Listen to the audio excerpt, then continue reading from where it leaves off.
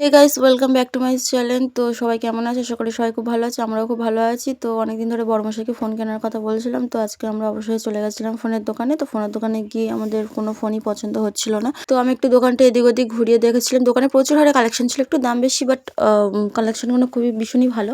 তো ফোনটা অবশেষে একটা ফোন পছন্দ হয়েছে। ফোনটা কেনার পর আমি আনবক্সিং করছিলাম, আর আনবক্সিং করার সময় যে দাদাটা ফোন বিক্রি করেছিলেন তিনি ভিডিওটা করে দিচ্ছিলেন আর জিজ্ঞাসা করছিলেন যে ফোনটা কিনে হ্যাপি কিনা আর কংগ্রেচুলেশন জানাচ্ছিলেন। তো আমি বলছিলাম ফোনটা তো খুব সুন্দর আর ফোনটা কিনাতে হবে, কিন্তু দামটা একটু বেশি চলে গেছে। শুনে দাদাটা ভীষণই হাসছিলেন। ফোনটা আনবক্সিং করার পরে তোমরা দেখো ফোনটা কত সুন্দর কালার। আমরা হালকা আকাশি কালারটাই নিয়েছিলাম, ভীষণই মিষ্টি কালার ছিল।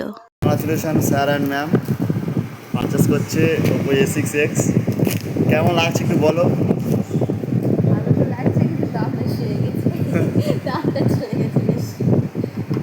ফোনটা আনবক্সিং করার পরে তোমরা দেখো জাস্ট ফোনটা কত সুন্দর। আর ফোনটা যখন আনবক্সিং করেছি তখন দাদাটা জিজ্ঞেস করছিল হ্যাপি কি না। ফোনের মধ্যে ছিল ডাটা চার্জার, যেটা থাকে আর কি, একটা ছোট সুন্দর ফোন পিনটা কিন্তু খুব সুন্দরই ছিল। আর ফোনটা জাস্ট ওয়াও, দেখো। হ্যাপি।